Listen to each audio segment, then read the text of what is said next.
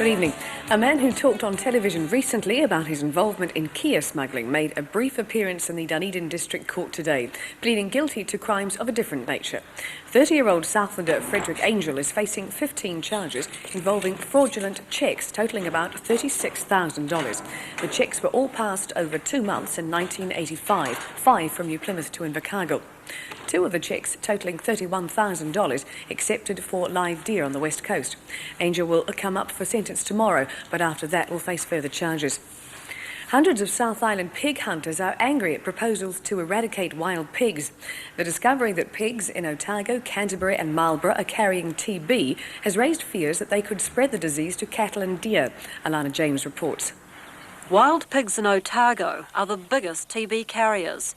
40% of the pigs killed in the Otago region have TB. In Canterbury, no one knows how bad the problem is. It seems very likely that we could have a problem with TB in pigs because of the evidence of several carcasses from the Otago region and some in the Canterbury region with TB in carcasses. So the Canterbury and Otago regional councils are trying to get the wild pig declared a pest. That'd mean they could use taxpayers' money to fund killing programs. Hunters are furious about what they see as a threat to their sport. They've complained to forestry pig researchers. Yes, we've been besieged by calls here from hunters and also from some farmers because the densities of pigs in Canterbury are generally much lower than in the Northern Marlborough area, and people out there derive a lot of pleasure from hunting, and that includes farmers, and clearly they felt that the pig populations on their properties were being threatened. No one knows just what the level of TB in pigs is. It's estimated hunters kill 90% of the pig population a year. But when they find TB lesions in a pig, they often leave it on the hill, so the incidence of TB goes unrecorded. Meanwhile, MAF should give the go-ahead within a month to 4 research projects, which will try and get some answers on the incidence of TB in wild pigs throughout the South Island. A certain group of geese are showing their fondness for the Andersons Bay Inlet in Dunedin. You guessed it, they're back. We've spotted 4 so far. About this time last year, the City Council rounded the flock up and took them away after complaints about the mess they were making on the adjoining park.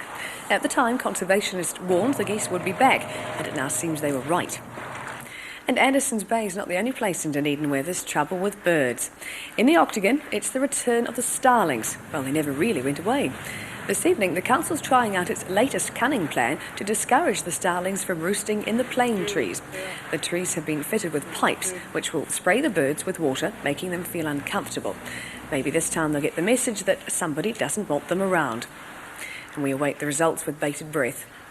Demolition should be starting on buildings in Cumberland Street this week to make room for Cadbury Schweppes Hudson's new multi-million-dollar distribution complex in Dunedin. The McLeod Soap Factory building and the premises of J&W Faulkner will go, providing 8,000 square metres of space to the north of the existing Cadbury's complex. The new building is planned to improve the efficiency of the company's storage and distribution arrangements and should be finished in less than a year.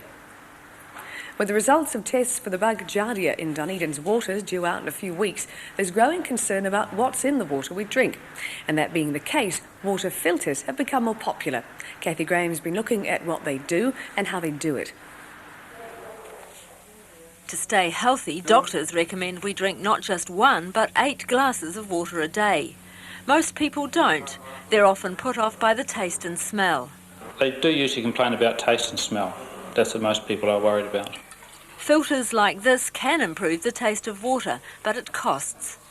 If you want a good quality filter that is going to last for quite a period of time, between $300 and $700. And what would that do? It's going to give you nice tasting water. The chemicals will be removed or reduced. If people are concerned about something such as Giardia, that can be taken out as well. For about $100, you can buy a filter that will just remove Giardia. The filter's an elaborate ball of string. The spaces between the string are very small, so things such as Giardia, rust flakes, silt particles, anything small like that will get caught on the string, and what comes through will be very finely filtered water. Pay more and you can filter out some of the chemicals as well. This filter takes out the lumps, as it were, the finely divided particles. It's also got a charge of activated carbon in it, which is like crushed charcoal. That will take out the chlorine tastes and odours and the chlorine compounds. Retailers say filters which remove taste and odour are still the most popular, but there's increasing concern that Giardia could be present in the water. We are concerned about Giardia because our treatment processes can't guarantee to take Giardia out at the moment. For that reason, we have started on the track of upgrading our treatment plants to remove Giardia.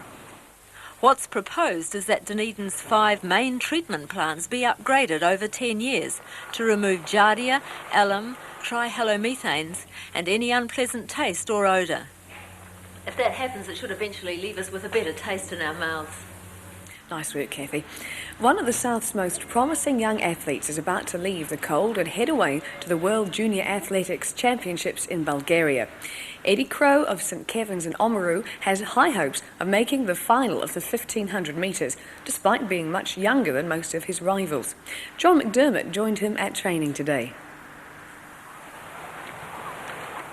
There's never really been any doubt that Eddie Crowe's road will one day lead to international success. Since he left his Tuatapere farm home to study at St Kevin's, Eddie's devoted a big part of his time to running. Just now he's spending an hour and a half each day, much of it on the rolling hills out the back of the college. He's already won a major secondary schools race in Australia, despite the complication of his coach being hours away in Christchurch. I go out there quite often to Christchurch, so it's a bit of time on the bus. That's all right. The only major problem is not having an all-weather track here, so it's pretty difficult to find in the winter good places to train to do speed work. Eddie's capacity to stick with demanding training schedules has won the admiration of St Kevin's athletics coach Michael Lauren. You see him through the winter at all hours of the morning and night in any sort of weather sticking to this schedule. So that shows real dedication, and that's what's needed, I think, to succeed at the top. Crowe has already run close to the metric equivalent of a 4-minute mile, although here it was only good enough for second. He knows what he'll have to do to make the final in Bulgaria. Well, I should probably improve my personal best by a couple of seconds. So you're quite a lot younger than some of the other competitors. Is that something that worries you? Oh, not really, because I'll be around for the next time the World Juniors are on in 2 years' time, so it'll be an advantage then. Whatever happens next month in Bulgaria, Eddie Crowe will be remembered at St Kevin's for an abundance of talent and a burning desire for success. Best of luck, Eddie. Yesterday's snowfalls around the region have raised hopes for a great ski season. It hasn't snowed much today, but there's still plenty of it about, and up around Queenstown Way it's looking gorgeous.